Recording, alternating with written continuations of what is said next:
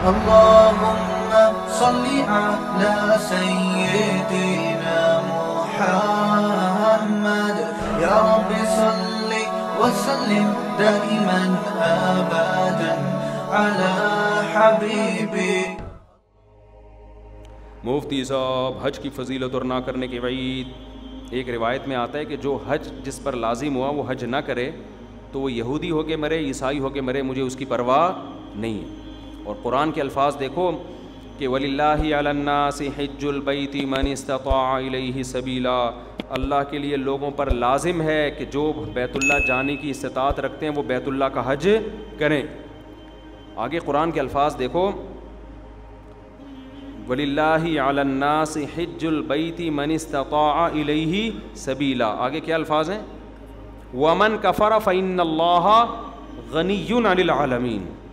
جو انکار کرے گا تو اللہ تمام جہان والوں سے غنی ہے. کیا مطلب؟ بہت بڑی دھمکی ہے کہ جو نہیں آئے گا نا استطاعت کے باوجود, اللہ کو اس کی کوئی ضرورت نہیں ہے. یہ جب دھمکی کے الفاظ واضح نہیں ہوتے نا, مبہم ہوتے ہیں, تو بلاغت کا قاعدہ ہے کہ یہ دھمکی چھوٹی نہیں ہوتی بلکہ بہت بڑی ہوتی ہے. تو اللہ کہہ رہے ہیں مجھے پھر تمہاری ضرورت, مجھے تمہاری کوئی ضرورت نہیں ہے. تو اسلام کا ایک رکن ہے. آج کیا ہوتا ہے, میں حج پہ جب گیا تھا, افسوس کے ساتھ کہنا پڑتا ہے کہ سارے بڈھیاں آ رہی ہوتی ہیں حج کے لیے. ٹھیک ہے, اللہ ان کو اس عمر میں توفیق دے رہا ہے, اچھی بات ہے. نہ آنے سے بہتر تھا کہ چلو اب آ گئے. میرے بھائی یہ جوانی کا کام ہے, سمجھتے ہو؟ جب جیسے ہی پیسہ آئے سب سے پہلا کام کیا کرو؟ حج کرو. اس کو ڈیلے کرتے ہیں, سارے کاموں سے فارغ ہو کر, بچیوں کی شادیاں, اپنی بھی 4 ٹوٹل مکمل, غلطی سے نکل گیا, اپنی بھی شادی ہو گئی.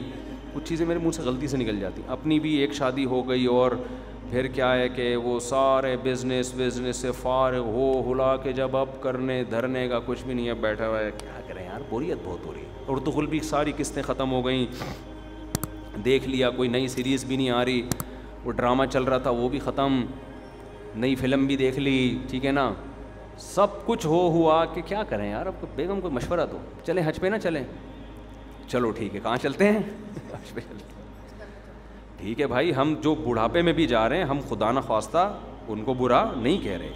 نیکی تو جس عمر میں کی جائے, جب اللہ قبول کر رہا ہے تو ہم کون ہوتے ہیں. لیکن یار تم باقی تو سارے کام تم نے جوانی کے لیے رکھے ہوئے ہیں, حج تم مؤخر کر رہے ہو جب ارطغرل ڈرامے کی ساری قسطیں ختم ہو جائیں گی. بری بات ہے نا یہ. جب آپ اللہ کے حکم کو ویلیو نہیں دو گے تو اللہ آپ کو ویلیو دے گا. دیکھو حج آپ کی زندگی پلٹ دیتا ہے, تو زندگی پلٹنے کی ضرورت جوانی میں ہے. جوانی میں چینج ہو گئے, آگے خیر کا بہت زیادہ موقع ملے گا, بہت موقع ملے گا. در جوانی توبہ کردن شیوائے پیغمبری. جوانی میں توبہ کرنا کس کا کام ہے؟ پیغمبروں کا کام ہے. تو حج میں انسان بعض دفعہ زندگی چینج ہو جاتی ہے اس کی, جب وہ اللہ کے شاعر دیکھتا ہے نا, وہاں پہ کیسا لاکھوں کا مجمع منا سے عرفات سے نکل کے مزدلفہ, چیونٹیوں کی طرح لوگ ہوتے ہیں. کیسی ایک اللہ کی نشانیاں نظر آتی ہیں وہاں پہ, کیسا دیوانوں کی طرح بیت اللہ کا طواف. بقرعید کے 3 دنوں میں جو طواف زیارت ہوتا ہے نا, اتنا رش پوری دنیا میں کہیں نہیں ہوتا. لاکھوں روپے لوگ خرچ کرنے کے گئے ہوئے اور اللہ کے گھر کے گرد گھوم رہے ہوتے ہیں. ذرا کبھی چھت سے کھڑے ہو کر حرم کی چھت سے دیکھا کریں, ایک انسانوں کا سمندر ہے اور وہ سارے بیت اللہ کے گرد دیوانہ وار گھوم رہے ہیں.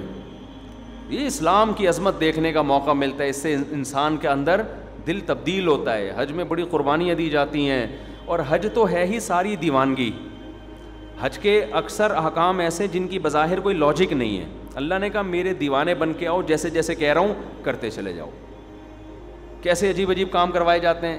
سب سے پہلے ہم سے ہمارا لباس اتروا لیا, 3 پیس سوٹ اور ٹائی میں جو گھوما کرتے تھے, بالوں کی کٹنگ, اور ان کو 2 چادریں پہنائی جا رہی ہیں. اب انسان کے بچے بن کے آنا ہمارے گھر میں. اگر دیوانے ہو تو دیوانوں والا اسٹائل چاہیے. ابھی وہ جو آفس جس اسٹائل میں جاتے ہو نا, وہ والا اسٹائل بولو نہیں چلے.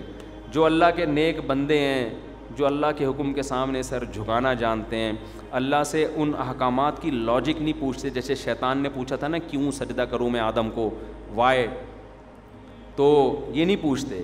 ابراہیم علیہ السلام کو اللہ نے حکم دیا بیٹے کو ذبح کرو. یہ حکم بظاہر زیادہ اللاجیکل تھا کہ معصوم بیٹے کی گردن کاٹنے کا حکم دیا جا رہا ہے.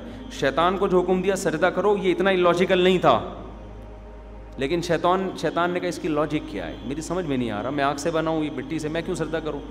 آدم علیہ السلام کو اس سے زیادہ عجیب حکم دیا کہ اپنے معصوم بیٹے کو اپنے ہاتھ سے کاٹ دیں, ذبح کر دیں.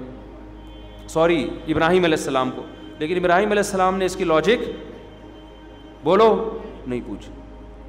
کہا بیٹا مجھے اللہ نے حکم دیا تجھے کاٹ دوں. بیٹے نے کہا جب اللہ کا حکم ہے تو بھائی ہم کیا کہہ سکتے ہیں, بھائی کاٹ دیں, آپ میرا گلا کاٹ دیں, ذبح کر دیں. تو حج ان احکامات کی بھی یادگار ہے. تو آپ جاتے ہیں حج پہ, وہاں آپ جانور ذبح کرتے ہو, آپ رمی کرتے ہو, وہاں شیطان نہیں ہے, وہ تو ایک نشانیاں ہیں 3, لیکن آپ پتھر مارتے ہو, رمی کرتے ہو. کیوں؟ ابراہیم علیہ السلام نے یہاں شیطان کو کنکریاں ماری تھی, جو آپ کو بہکا رہا تھا کہ اپنے بیٹے کو کیوں ذبح کر رہے ہو, کیا بگاڑا اس نے. ابراہیم علیہ السلام نے شیطان کو دلائل سے جواب نہیں دیا, پتھر اٹھا کے مارے. اللہ نے کہا تم جاؤ وہاں کنکریاں پھینکو. اب اے اللہ, وہ تو ابراہیم علیہ السلام تھے, وہاں تو سچی مچی کا شیطان تھا, میں کیوں کنکریاں پھینکوں. تو اس کا مطلب جب آپ نے کیوں کر لیا تو آپ کس کی لسٹ میں آ گئے, شیطان کی. کیسا عجیب حکم ہے, جا کے 7 کنکریاں مارنی بھی ایسے ہیں. یا تو ہوتا نا وہ اٹھا کے مارو تو سمجھ میں آتا ہے, ایسے ایسے پھینکنی ہے جا کے. حاجی 10-15 لاکھ روپے یہ کرنے کے لیے جا رہا ہو, خرچ کرتا ہے یہ کام کرنے کے, ایک طوفان لوگوں کا کنکریاں مارنے کے لیے. کیوں؟ کس کا حکم ہے بھائی؟ اللہ کا حکم ہے, اللہ کا آرڈر ہے. لباس اتار لیا اپنا, کتنا مشکل کام ہے انسلا لباس پہننا, 3-4 دنوں میں دماغ ٹھکانے آ جاتا ہے. پھر جب ہم پہنتے ہیں نا اپنی شلوار قمیض, ایسا سکون ملتا ہے یار.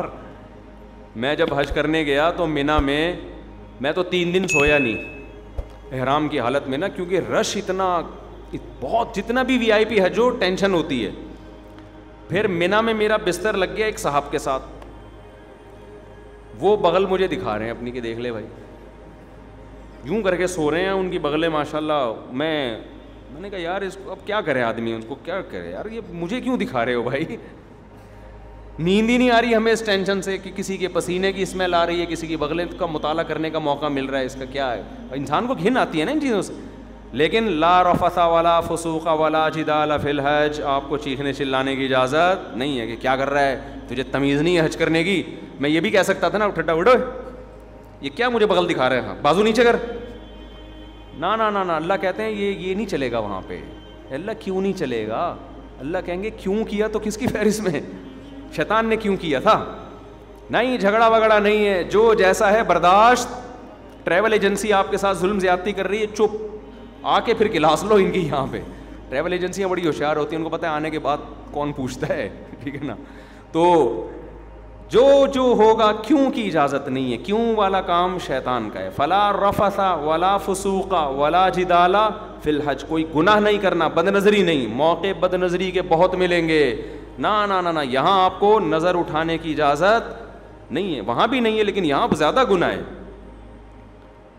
اپنی بیوی سے بھی آپ ریلیشن قائم نہیں کر سکتے وہاں پہ احرام کی حالت میں, تو نامحرم سے کیسے آپ لذت حاصل کر سکتے ہو. تو پھر احرام کی چادریں بنوائی جا رہی ہیں, خوشبو لگانے پر پابندی, بال توڑنے پر پابندی, جوئیں مارنے پر پابندی. اب تو بڑا وی آئی پی حج ہو گیا. صحابہ کرام کے تو 1-2 مہینے کے احرام ہوتے تھے. حدیث میں آتا ہے بعض صحابہ کے سروں میں نا جوئیں گر رہی ہوتی تھی نیچے, ٹھیک ہے نا. قربانی کرو, حلق کراؤ. اب کیا کرنا ہے, اب طواف زیارت کرنی ہے. بقرعید کے 3 دنوں میں اللہ اتنا رش ہوتا ہے, ان 3 دنوں میں کیوں کا بول دیا تو کس کی لسٹ میں آ جاؤ گے. کیوں نہیں, جاؤ طواف زیارت کرو. اتنی پبلک, 3 عظمت والے دن ہے نا, یہ ایام نہر عظمت والے دن ہیں. پھر کیا کریں, طواف زیارت کر کے واپس آ جاؤ مینا. ابھی تو آئے تھے, اللہ نے کہا اب واپس جاؤ, بس جو میرا بندہ ہوگا وہ یہ کام کرے گا. آخر میں اینڈ کیا نکلتا ہے, پروٹوکول کیا ملتا ہے آپ کو, جب آپ نے اتنی قربانیاں دیں, عرفات کا وقوف کیا آپ نے. عرفات میں لمبی دعائیں مانگنا سنت ہے. عرفات کا وقوف بھی کر لیا, قربانی بھی ہو گئی. اس کے صلے میں اب ہو سکتا تھا اللہ تعالیٰ حکم دیتا کہ اب میرے بندوں کو مفت کھجوریں بانٹی جائیں, میری طرف سے آرڈر ہے. نا نا, اللہ کہتے ہیں اب کیا ہوگا تمہارا ٹینٹ, جو تھوڑی بہت پرسنالٹی تھی بالوں کی وجہ سے وہ بھی بولو جب وہاں سے آؤ گے سر چمک رہا ہوگا, لوگ کہیں گے یہ کیا ہو گیا, آپ جاتے ہوئے تو آپ ایسے اتنے حسین نہیں تھے. کچھ لوگ یہ شعر ایسا ہی, لیکن یہ بات خوب سمجھ لیں, حج یا عمرے میں حلق کرانا, ٹنڈ کرانا ضروری نہیں ہے, قصر بھی کرا سکتے ہیں. ثواب 3 گنا زیادہ ہے حلق کرانے میں, سمجھتے ہو, لیکن قصر کرانا بھی کیا ہے, بال ایک پورے کے برابر چھوٹے کرنا بھی کیا ہے, جائز ہے. تو جو کام جائز ہوتا ہے اس پہ کسی کو ملامت نہیں کی جاتی. میں نے جب پہلی بار حج کیا میرے اتنے بڑے بڑے بال تھے, میں نے ان بالوں کی قربانی دے کے ٹنڈ کرا لی. آپ کو پتہ ہے اتنے بڑے بال ہونے میں بڑا ٹائم لگتا ہے. ہم نے ٹنڈ کرائی, ہم نے کہا یار یہ سنت ایک دفعہ ہم زندہ کریں گے, حلق کی سنت. ٹنڈ کرا لی ہم نے, عمرے میں بھی ٹنڈ کرائی, حج میں بھی ٹنڈ کرائی. دوبارہ میں عمرے پر گیا, میں نے ٹنڈ نہیں کرائی, میں نے قصر کرا لیا. میں نے کہا چلو حلق کی سنت زندہ کر دی ایک دفعہ, اب ہم قصر کرا لیتے ہیں تاکہ گھر میں تھوڑی سی عزت ہو ہماری. اسی کی وجہ سے تھوڑی سی عزت گھر میں شادی شدہ آدمی کی کہاں کیا عزت ہوتی ہے آپ کو پتہ ہے, تھوڑی سی بالوں کی وجہ سے عزت رہ گئی ہے, وہ بھی ٹنڈ کرا لی تو ختم ہو جائے گی, دہشت گردی کا جڑ سے خاتمہ ہو جائے گا. تو تھوڑی سی تو دہشت رہے نا, جڑ سے تھوڑی خاتمہ کرنا ہے دہشت گردی. خیر بہرحال ثواب حلق میں ہی زیادہ ہے, ٹنڈ کرانے میں ہی زیادہ ہے. لیکن میں نے کہا اب میں عمرہ کرتا ہوں تو حلق کراؤں گا, تو قصر کراؤں گا. قصر کرا لیا. جہاز میں لوگ تانے دے رہے تھے مجھے, یار آپ مولانا ہو, آپ نے عمرہ کیا, ٹنڈ, یہ کیسا عمرہ ہے, یہ کیسا عمرہ ہے. تو یہ پھر شرعی حدود سے کیا ہے, زیادتی ہے. جب اللہ نے اجازت دی ہے تو آپ کو ملامت کرنے کا حق. میں نے کہا اب تو میں قصر ہی کراؤں گا, کیونکہ آپ کو اعتراض کیوں ہو رہا ہے اس پہ, میری مرضی. تو اللہ سے آگے نکلنے کی کوشش نہ کریں. بعض دفعہ بعض لوگ, میں جب جدہ میں تھا تو وہاں میں نے دیکھا بہت سے لوگ یہاں 5-6 سال سے جاب کر رہے ہیں, عمرہ نہیں کر رہے. وہ میں نے کہا کیوں نہیں کرتے عمرہ یار, تمہارے تو حرم اتنا قریب ہے. کہہ رہے ہیں یار ٹنڈ کرانی پڑے گی, ہم نہیں کرا سکتے. میں نے کہا قصر کرا لو یار. بعض لوگ ٹنڈ نہیں کرا سکتے, ان کو ہو گیا نا یار نہیں ہم نہیں, وہ کہہ رہے ہیں ہم ٹنڈ میں بہت عجیب سے لگ رہے ہوتے ہیں. تو جب اللہ نے آپشن دیا ہے تو چلو, میں نے کہا یار بالوں کی قربانی نہ دو, یہ تو اللہ نے اجازت دی ہے نا, تو قصر کرا لو. تو ان کو پتہ ہی نہیں تھا کہ قصر بھی ہو سکتا ہے. تو اس لیے آپ حج عمرے سے اس وجہ سے رک جائیں کہ ٹنڈ کرانی پڑے گی, یہ غلط ہے. عمرہ کریں. ٹنڈ سے اگر آپ کو بہت زیادہ نفرت ہے تو بہتر تو یہی ہے کہ کرا لیں, قربانی دے دیں اللہ کی خاطر. لیکن اللہ نے آپشن دیا ہے کس کا, قصر کا بھی آپشن. ایک پورے کے برابر بال چاروں طرف سے کاٹ لیں تو بھی ٹھیک ہے. سمجھتے ہو؟ تو آئندہ اگر میں گیا تو میرا ارادہ ہے قصر کرانے کا, کہ قصر کرا لوں گا. تو ایسا نہ ہو میں عمرے سے یا حج سے آؤں, آپ بولیں یار یہ تو ویسے جیسے گئے تھے ویسے, تو آپ کو اعتراض کا حق نہیں ہے. میرے بال, میری ٹنڈ, میری مرضی, میری جیب کے ریال پیسے, میں ٹنڈ کراؤں یا میں قصر کراؤں. ہو سکتا ہے ٹنڈ کرا لوں میں کہ یار قربانی دے دو, دہشت گردی کا جڑ سے خاتمہ کر دو, ایسی کی تیسی, بعد میں دیکھیں گے ہوتا کیا ہے. ہو سکتا ہے یہ بھی ہو جائے, ہو سکتا ہے قصر کر لیں. تو اپنے کسی کے ذاتی معاملات میں دخل انداز, کیونکہ میں پہلے جب عمرہ کیا نا, لوگ مجھے ہر آدمی یہ کیسا عمرہ ہے یار, آپ کے تو سر پہ اسی طرح بال لٹک رہے ہیں, یہ کیسا ہے عمرہ ہے یار, یہ کیسا ہے عمرہ ہے یار. تو اعتراض کرنے کی میرے بھائی اجازت نہیں ہے, یہ پھر بدعت ہو جائے گا. سمجھتے ہو؟ جس چیز کی اللہ نے اجازت دی ہے تو اس کو دیکھو. پیر جمعرات کا روزہ رکھنا سنت ہے نا, نہ رکھے تو آپ کیسے, کیوں نہیں رکھا بھائی بھائی سنت ہے ہی اسی لیے کہ کوئی دوسرا طنز نہ کر سکے. یار رمضان کا چھوڑ دے تو آپ پوچھیں یار فرض ہے, یہ کیسے چھوڑ دیں, مسلمان ہو کے روزہ چھوڑ رہے ہو. سمجھتے ہو کہ نہیں سمجھتے؟ تو اس لیے میرے بھائی حج کے لیے پیسے جمع کیا کرو, حج پہ جایا کرو. یہ تو بڑی پیاری عبادت ہے, اس ایسی یونیک عبادت ہے. یہ دیوانوں کے لیے, اللہ سے محبت کرنے والوں کے لیے اس سے زیادہ ذائقے والی, لطف والی عبادت کوئی ہے نہیں. جب بھی کوئی غیر مسلم مسلمان ہوتا ہے, میرا تجربہ ہے, مشاہدہ ہے, اس کی سب سے پہلی خواہش ہوتی ہے کہ مجھے بیت اللہ کا حج مل جائے, کیونکہ اس کے دل میں اللہ کی خالص محبت ہے نا, تو اس کی خواہش ہوتی ہے کسی طرح بیت اللہ چلا جاؤں. مفتی طارق مسعود صاحب کے بیانات سننے کے لیے youtube.com/مفتی طارق مسعود کو سبسکرائب کریں, اور اگر آپ لائیو ویڈیو کو کبھی بھی مس نہیں کرنا چاہتے ہیں تو سبسکرائب کرنے کے بعد بیل آئیکن پہ کلک کرنا مت بھولیں. جزاک اللہ.